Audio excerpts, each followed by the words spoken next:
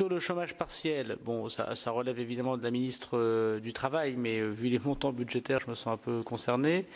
Évidemment, ce chômage partiel, il n'est pas fait pour permettre aux gens soit de faire travailler les gens alors qu'ils sont en chômage partiel, c'est totalement illégal, bien sûr. La ministre du Travail a annoncé des contrôles, soit des personnes qui pourraient utiliser, alors que leur secteur d'activité peut continuer, à mettre une partie de leurs collaborateurs en chômage partiel. Ce n'est pas l'esprit du tout de la disposition votée, me semble-t-il, par les parlementaires. Si vous avez des exemples concrets, n'hésitez pas à nous les faire passer, c'est un point important. Ce qui explique d'ailleurs peut-être en partie, pas toujours, mais que les directs mettent un petit peu de temps parfois à valider. C'est parce qu'ils peuvent avoir une discussion sérieuse et normale avec le chef d'entreprise pour évoquer le fait que ces entreprises ne sont pas directement concernées par les mesures de chômage partiel.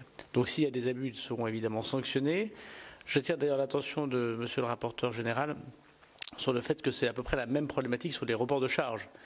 Nous avons eu des demandes de report de charges très importants, venant parfois de secteurs qui n'étaient pas directement impactés par la crise. Je pense notamment à la banque ou à la grande distribution, ce n'est pas le cas de tous les acteurs, mais de quelques-uns, voire même de sociétés qui travaillent directement avec l'État, dont on connaît les marchés, ou au contraire où l'État est administrateur. Je me suis permis d'appeler directement ces présidents ou présidentes directeurs généraux pour leur rappeler que les reports de charges ne sont pas des facilités de trésorerie.